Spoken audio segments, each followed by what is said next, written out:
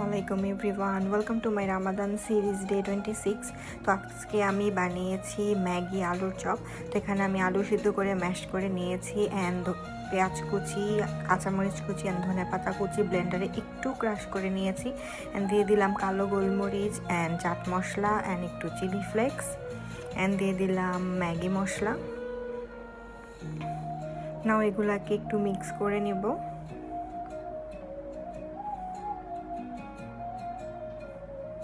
দেন এটাই দিয়ে দিব একটু লবণ অ্যান্ড দিয়ে দিব ময়দা অ্যান্ড একটু কর্নফ্লেক্স। নাও এগুলোকে ভালো করে মিক্স করব অ্যান্ড সাথে আমি একটু ব্রেড ক্রামও দিব। তো আমার আলুর মিক্সচারটা রেডি।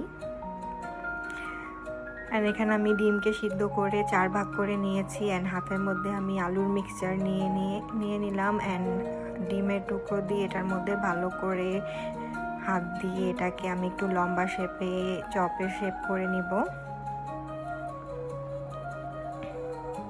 সবগুলো আমি এভাবে করে রেডি করে নিব।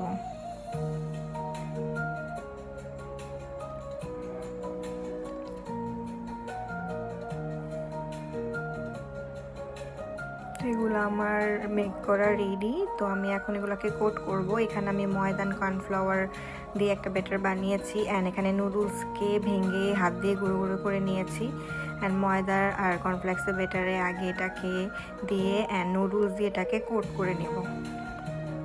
তো এটাকে হাত দিয়ে ভালো করে চেপে চেপে কোট করে দিব যেন সব জায়গায় নুডলস লেগে যায়। তো সবগুলোকে আমি এভাবে কোট করে নেব।